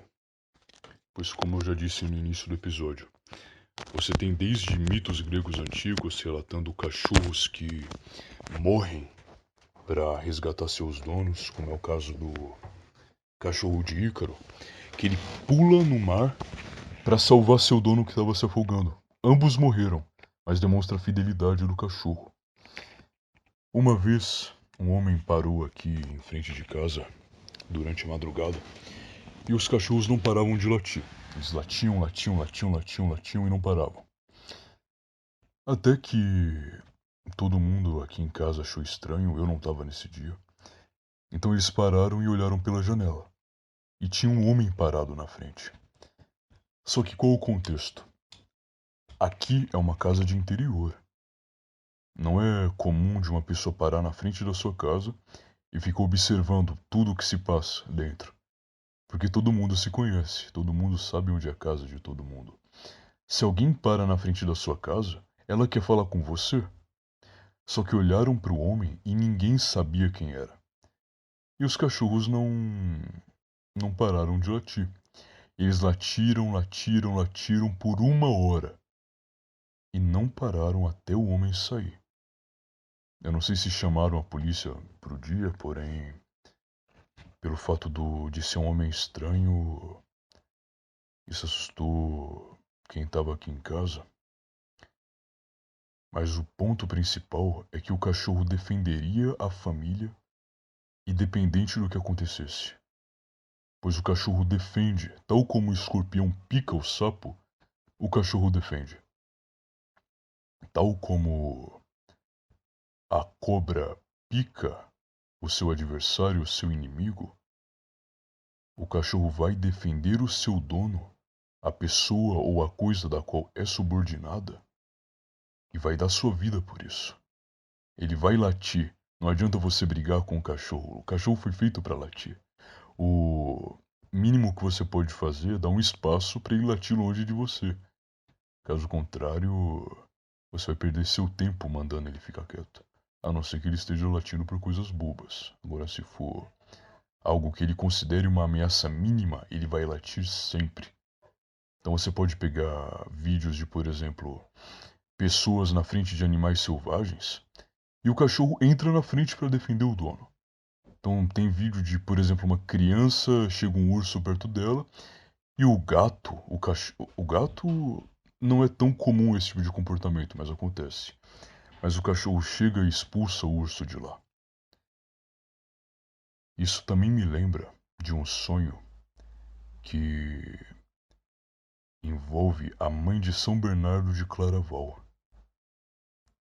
que ela sonhou que no dia do qual ela soube que estava grávida, ela teve o sonho de que um cachorro apareceu no sonho dela, raivoso, um cachorro branco, defendendo alguma coisa que ela não sabia o que era. E afastava pessoas que pareciam inimigos que chegassem perto. Então, outro santo, do qual não me lembro o nome, chegou até ela e interpretou que ela daria à luz alguém muito valente que defenderia algo muito nobre. Ela deu à luz a São Bernardo de Claraval, que foi fundador da Ordem dos Templários. Essa questão de interpretar sonhos, vou ser muito honesto, e de uma perspectiva tradicional. A não ser que você seja um santo, ou melhor, um homem perfeito, ou melhor ainda, de alma perfeita, tentar interpretar sonhos é um trabalho que envolve muito mais coisas de natureza inferior do que superior, por isso que não deve ser feito. Agora, quando se trata de uma pessoa de alma pura, ou como já dissemos no início do episódio, a imagem e semelhança, nesse caso você pode fazer uso desse tipo de arte, desse tipo de técnica. Mas enfim. O cachorro será cachorro onde quer que seja. Ele defenderá seu dono e mostrará sua fidelidade. E o escorpião será escorpião onde quer que seja. Sempre picará o que ele considera o seu inimigo. Sempre vai estar na tensão. O escorpião está na tensão de guerra o tempo todo. Ele vai picar sempre que preciso. Agora o homem é a potencialidade da imagem e semelhança. Ele pode se tornar grandioso, ele pode se tornar perfeito, mas ele não nasce. Deve ser conquistado. Enfim, agora sim, acabamos com o programa. Não se esqueçam de se inscrever no canal para receber os próximos vídeos que eu quero que sejam lançados todo sábado. Eu vou fazer o possível e o impossível para isso. Nos próximos episódios eu pretendo voltar ao teor prático. Falarei de treino e dieta. Eu quero refazer aquele episódio que eu fiz há alguns anos atrás sobre treino e dieta. Quero falar mais sobre tradição também. Quero falar sobre vestimenta, que é um assunto que eu gosto muito. Qualquer outra coisa que me venha à mente, eu saiba que pode ser benéfico para os ouvintes. Se vocês tiverem sugestões a mais, deixem nos comentários. Se inscrevam também no meu canal do YouTube Fogo Solares, no meu canal do Telegram, @Fogo Solares, do qual vou deixar o link na descrição. E maior parte das coisas que eu vou falar aqui no canal, eu já toquei no assunto, ou parcialmente, ou inteiramente. Ou nem que fosse pelo menos uma breve menção do que eu vá tratar aqui. E as postagens mais interessantes estão por lá também. E todas as mais importantes. Agora finalizamos o programa. Boa noite a todos. Nos vemos em breve. Fiquem com Deus. Fier chevalier, l'éclat de ton armure, comme un soleil attire tous les yeux. Ta loyauté, ton âme toute pure, nous ont conquis et nous voici joyeux. Saint-Georges guide-nous sur la route claire et belle. Saint-Georges guide-nous, rends-nous fermes et prêts à tout. Garde à nos yeux le charme d'un sourire, quand nous souffrons au plein de notre effort. Éditions-nous, c'est béant nos martyrs. Tiens nos cœurs droits, quand faibliront nos corps. Saint-Georges guide-nous sur la route